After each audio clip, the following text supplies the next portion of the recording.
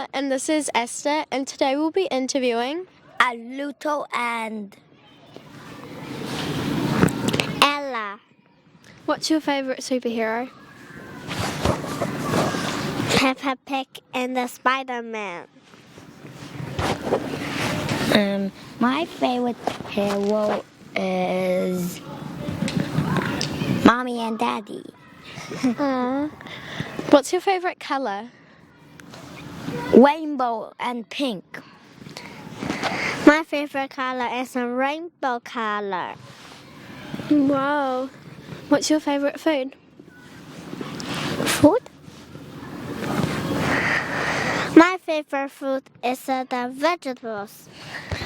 My favorite food is pancake and apple pie and McDonald's. Who's your best friend? Ella. Aluto. What's your favourite pet? What animal? Rabbit and a kitty and a dog. Let's click. A shark and a dinosaur and a cat and a dog and a sheep.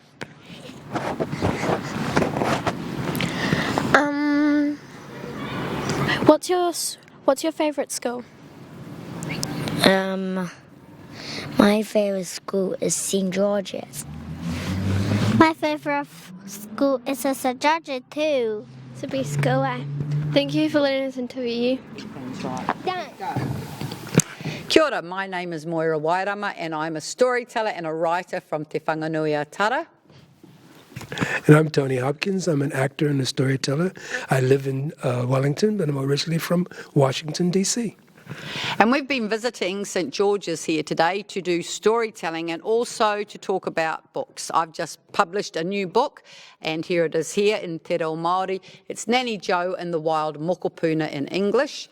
And we've been having a great time storytelling to the junior school and the middle school and the upper junior school at St George's. So I started writing books or started writing stories when I was at school at about year 5, 6, and I really appreciated that my teacher would give me exercise books to fill, and of course nowadays people can do it online on their computers, but I like using a pen and a pencil, and most of the writers I know do like to use a bit of real paper and pen when they're creating stories.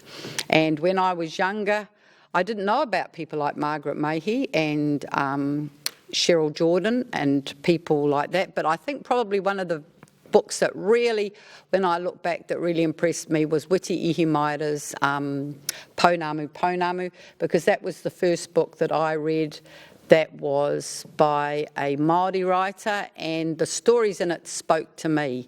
They actually reflected my life. So, What is the process of publishing a book?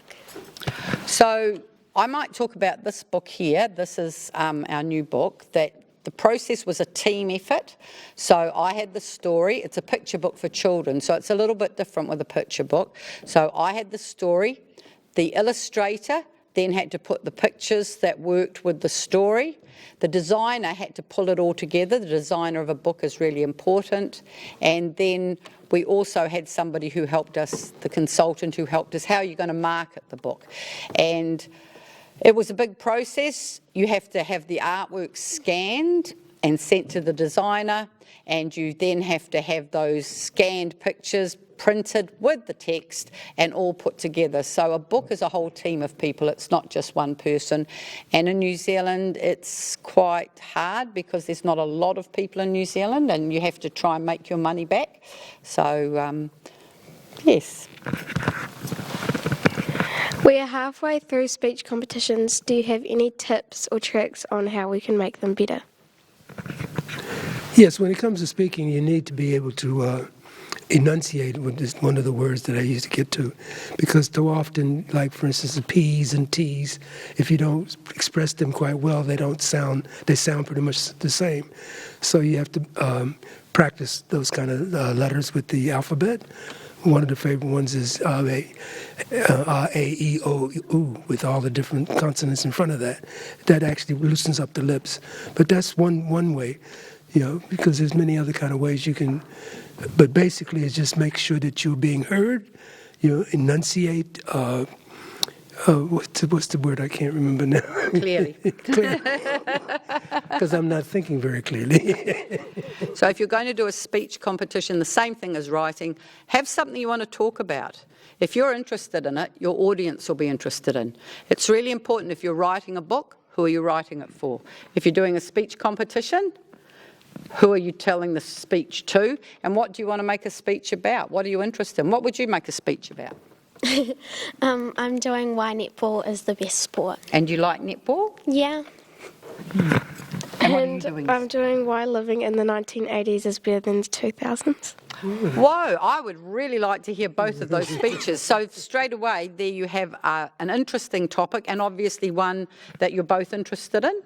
And so as Tony said, if you're going to enunciate, so you're opening your mouth, and if you're somebody who talks like this and you don't open your mouth much, you need to do exercises. Give us an exercise that you do. A, E, O, U. A, E, O, U. And do it the way that you would do it if you were warming up with big open mouths. Ba baby bo boo, ba baby bo boo, ka ke ki ko ku, ka ke ki ko ku, fa fe fi fo fu, fa fe fi fo fu. So as you can see, it looks a bit weird, so do it in private, but that's the way. And if you're getting really nervous, hold that. So this is a good one. And yawning. It will loosen it up because you get really nervous, you'll tense up with your jaw and you don't open your mouth. And things like this, it's all about opening up this part of your mouth. So funny looking exercises, good speech and speaking out, keeping your head up and looking at who you're delivering it to. Yeah, there's one you might definitely want to do with nobody else around.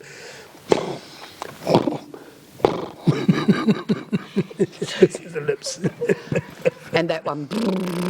Yeah. All of those things that you do that make people laugh. That will help you for your speech. Okay. Any other questions? No, thank you. But thank you for Hi, I'm James and this is Vinny. Today we will be interviewing Miss Gifkins about the headmaster's interview. How was the chess tournament? Oh, look, it's wonderful always to see over 50 of our students down there with Mr. Smith and usually with Mr. Hayward as well. And they were competing so well this morning. Great excitement. Lots of the kids said they weren't as nervous as they were at the beginning because it's just a great event. All different age groups, and our students did us proud. How do you think the houses are going in house music? Well, I have to say, because I'm neutral, I'm not in a house, and I've heard all four from a distance singing, and I can hear them moving around, and it's all coming together really well. I know that the house captains are very grateful for their house students and staff supporting them in their big role to try and get 2 items ready for next Wednesday night. What do you think about the new tennis table? Well, I have to say thank you to all of the dads that helped out to actually construct it, and we've already got 2 ping pong balls on the roof, so maybe we've got a bit more practicing in the table tennis skills, but that's what St George's is all about, and being brave and trying new things. But I think it's a really cool addition. What do you think? I think it's good. What do you think, James? Yeah, it's quite good. Excellent. So thanks to our Foundation Development and Old Boys and Old Girls for sponsoring that table. Okay, thank you for letting us interview.